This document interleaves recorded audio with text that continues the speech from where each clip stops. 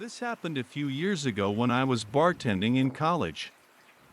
I was coming home down a stretch of divided highway at around 3 a.m. when I noticed a car heading towards me in the wrong lane. I doubted myself at first and thought the car was on the other side of the highway. Sure enough, the white Ford sedan passed me at a really high speed, at least 90. But it's worth noting for later that I also drive a white Ford sedan. I was used to drunk, idiot drivers in the middle of the night, so I pulled to the side of the road and let him pass me. I had a moment of clarity and thought to call the police, thinking this person could hurt themselves or somebody else. The dispatcher answered, and after telling them which road and exit/mile marker I was at, told me they would send a car. The state police station was only a few exits away, so I figured they would send somebody and I would just drive home. As I headed back onto the highway, I noticed some lights a few miles behind me. I live in a more rural part of southeastern PA, and traffic at 3 a.m. tends to be truckers and cops. The car gained on me as I was getting up to speed, so I stayed in the right lane and waited to be passed. Instead, they flipped on their high beams, making it uncomfortable to drive, and rode my tailgate. At this point, I thought I was going to be pulled over by the police. I drove a white Ford sedan and had just called about a different white Ford sedan, so I grabbed my registration from my glove box. Suddenly, the car behind me audibly slammed on the brakes and stopped in the middle of the highway. They must have shut off their car because the lights went out and I saw what looked like the same Ford sedan from earlier. Still, I thought this may have been a police car. They had a roof rack, and it could have looked like I had reached for a gun in my glove box or something. I panicked and called 911 for the second time and asked the dispatcher if they had sent a cruiser to investigate. The dispatcher was a little curt with me and assured me that they sent somebody out. Dispatcher, we have sent a trooper out to find the car, sir.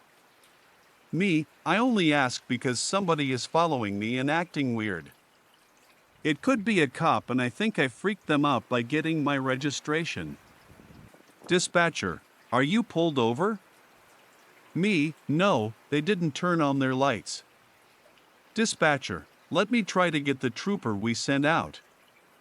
As she was talking, the car again sped towards me and stopped inches from my bumper. Again, their high beams were on and again they slammed their brakes. I told the dispatcher, I'm pretty sure this is not the police behind me. The car sped to my bumper again and turned their high beams on, this time laying on the horn. Hearing this, the dispatcher asked me what was happening. Dispatcher, what's happening? Did you honk? Me, that's the car behind me. I don't think it's a cop. Dispatcher, I'll try to get the trooper again, but I don't think that's him behind you. For some reason, this is what shook me.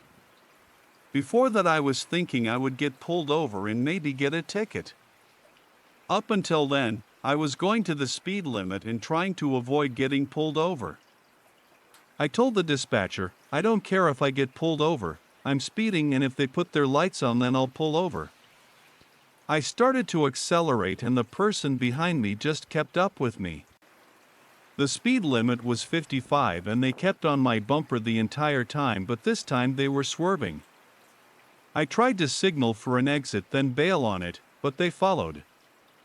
At the next exit, I took the off-ramp and continued onto the on-ramp, and the car behind me followed the whole time. I thought about trying to go to a Wawa, convenience store/gas station that's pretty much the only populated place in southeastern PA at 3 a.m., but the dispatcher and I thought that would be unsafe.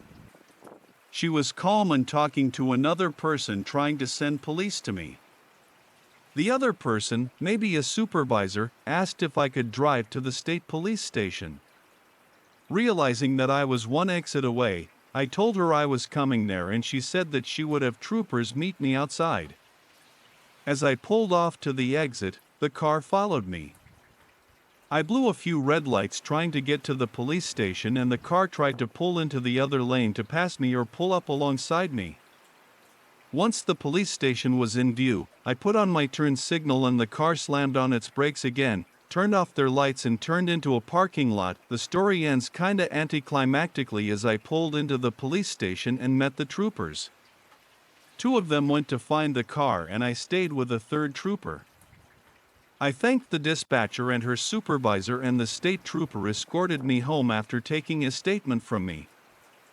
I was never called to follow up or testify, so I can only assume the person didn't get caught.